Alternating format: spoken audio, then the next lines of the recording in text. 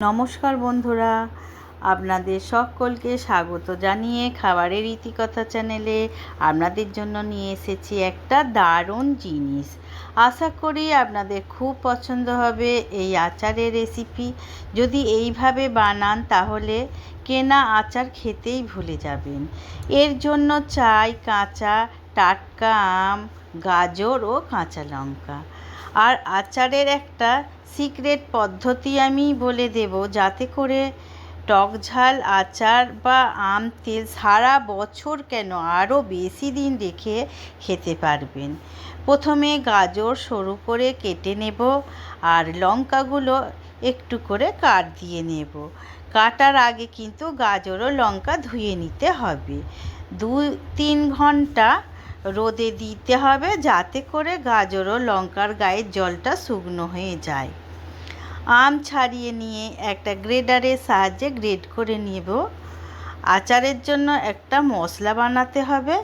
মৌরি, জিরে, গোটা ধনে, মেথি, গোলমরিচ, শুকনো লঙ্কা ও কালো সর্ষে সব একসাথে শুকনো কড়ায় 1/2 মিনিট মতো ভেজে নিয়ে একটু দানা দানা করে গুঁড়িয়ে নিতে হবে।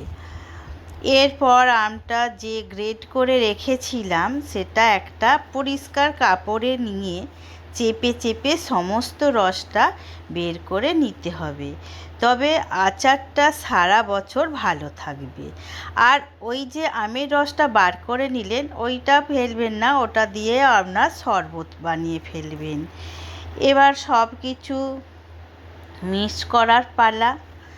আম, গাজর ও কাঁচা লঙ্কা একটা বড় পাত্রে নিয়ে তার মধ্যে দিয়ে দেব গুঁড়িয়ে রাখা মশলা, একটু বেশি করে নুন আর সর্ষের তেল। তবে তেল কাঁচা দেবেন না, তাহলে আচার সারা বছর রাখতে পারবেন না। তেল গরম করার সময় একটু হলুদ দিয়ে দেবেন, তাহলে আচারটা দেখতে সুন্দর হবে। গরম গরম তেল আমের মধ্যে দিয়ে চামচ দিয়ে ভালো করে মেখে নিতে হবে। তারপর একটু ঠান্ডা করে একটা কাঁচের জারে ভরে রাখুন। আর কাঁচের জারে আচার রাখলে কিন্তু একদমই খারাপ হয় না। আর ভাত, রুটি ও পরোটা দিয়ে সারা বছর নিশ্চিন্তে খেতে থাকুন।